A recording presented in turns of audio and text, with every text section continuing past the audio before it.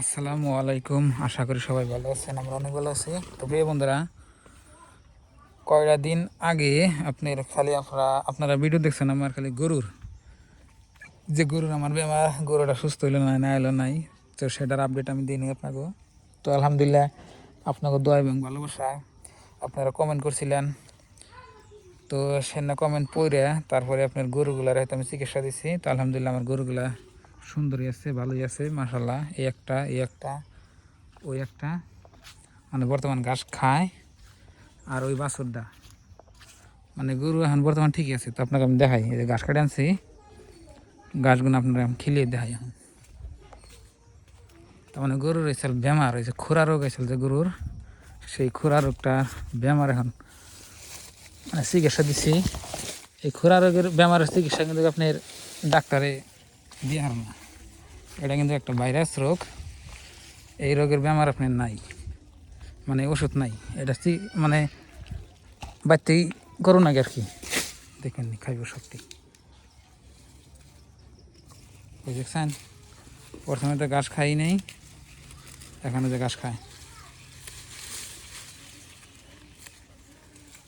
যাও বাছুরটা খাও, ঘাস খাও। তো বাছুরটার মনে হয় আপনার এই যে বর্তমান মানে গরু ছিল তো, মানে গাভী বেমার হওয়ার পরে আপনি দোয়াই নেয়, ওই জন্য বাছুর দুধ খায়। বর্তমান ঘাস বাছুর একটু কম খায় দুধ খাওয়ার পরে।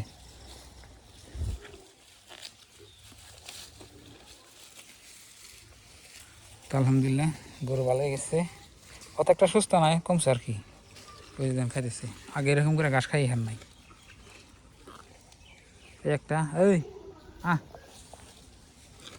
গাড়িটা আপনি রোদে পড়ছে, গাড়িটা শ্যামাই থেকে দিই।